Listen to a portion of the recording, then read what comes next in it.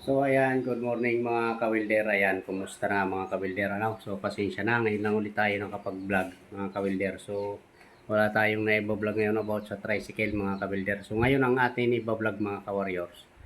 Pagkikisame naman. Ayan, so magkikisame tayo. So gamit natin ay sa pangkisame kabitan ng plywood ay metal paring mga kawilder. Ano? Ayan, so kumusta na mga ka-welder? So, huwag sana kayo magtampo kung bibihira tayo makapag-upload ng ating mga video tutorial mga ka-welder. Ano? Ayan, so talagang may iba tayong pinagkakabisihan ngayon na trabaho.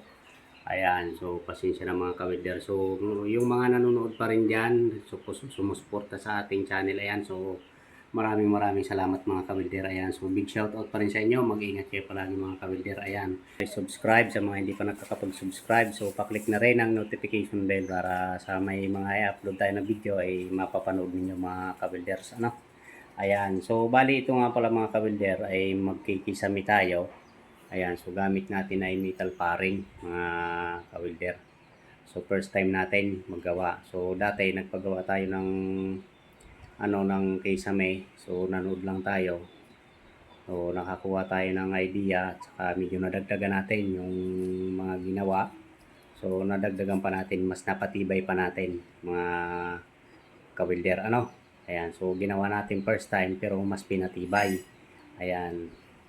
So, ang title yata nito mga kawilder ay first time na pagkikisame pero mas pinatibay. Kasi dati pako, puro pako lang, pako sa pader, pako sa sa taas So paliliwanag natin mamaya mga kawilder. Ayan. So tara mga kawilder, pakikita ko sa inyo mga kawilder Ayan. So ayan mga kawilder, metal paring ang gamit natin diyan mga kawilder Ayan. So ginawa natin ang diskarte. Mas pinatibay.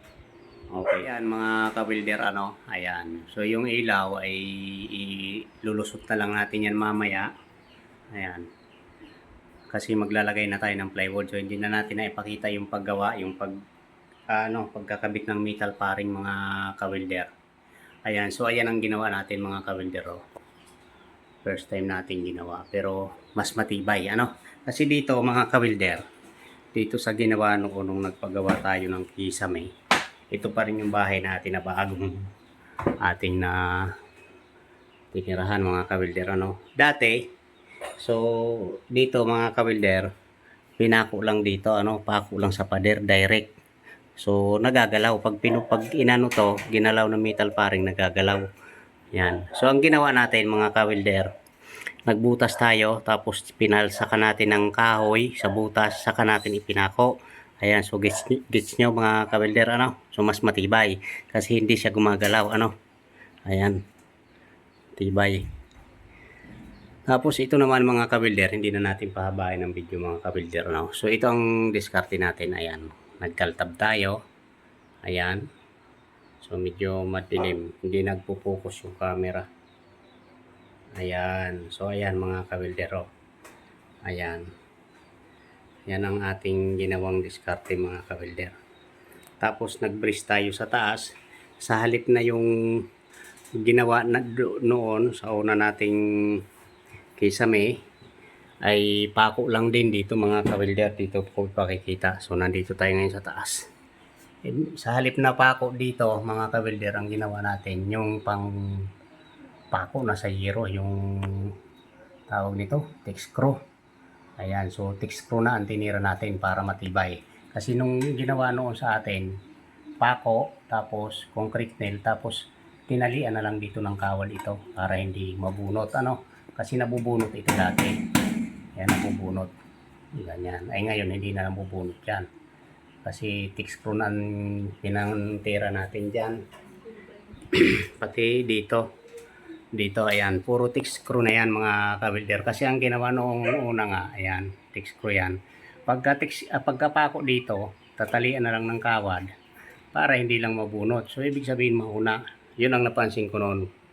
Kaya sabi ko doon sa gagawa tayo ng susunod na kisame, ako nang gagawa. Ayan na mga kawilder, ayan yun. Thick screw din yan. Ayun. Puro thick screw yan mga kawilder. So, ayan ang ating pinag-aralang kisame. First time pagkakabit ng kisame. So pantay naman siya mga kawilder hindi naman siya lundo-lundo Ayan, so matibay. Ayan. So ayan mga pako yan mga kawilder na may kahoy ang ilalim. Binutas muna natin bago natin ipinako. Ibig sabihin talagang kapit na kapit. Ang ganda ng pagkakatira natin ito mga kawilder, matibay. Ayan o. Okay. Ayan. So maglalagay na tayo ng plywood mga kawilder. Tapos dito naman mga kawilder, dito ipakikita ko para sa mga beginners na gusto rin makakuha ng idea, diskarte. Ayan mga kawilder, tayo dito, nag-tap tayo. Ayan, tinap natin yan. Ayan. Ito, pinaltas. Tapos, iniribit dito sa ilalim. Rivet. Ayan na yun. Yung pinaka, niya, lampas. Ayan, ganun lang mga kawilder. O, ayan o. Madali lang pala gumawa ng kisame, mga kawilder. Ayan. So, ang plywood ang atin ito pag-aralan kung papasa tayo sa plywood. So, pero papasa tayo kasi nagawa nga natin ito na mas mahirap ikabit ito. Lalo na yung plywood. So, rivet lang ng rivet, mga kawilder. Ayan, so ito yung ating kwarto. Ito yung ating sariling tulugan. Ayan. Yan. So, ayan mga kawilder, Ayan, so nakita nyo na kung paano ang diskarte. Ayan, para sa beginners na katulad ko, mas matibay. First time natin ginawa pero mas matibay. Okay, so hindi na ito papalag-palag. Ayan. Ay kung ito kung ito 1/2 by 2 na tubular na ating ginawa, siguro ang tibay nito kahit tirahan ng ibabaw nito, kahit tungtungan dito sa ibabaw tulugan, hindi ito magigiba. Ayan, ito matibay na nga ito Ayan, matibay na to mga kawilder. Ayan, so hanggang dito na lang mga kawilder ang ating vlog. Ayan, so maraming salamat. Sana hindi kayo magsawa magsuporta sa ating Life of Bird channel mga kawilder. Ayan, see you next video mga kawilder.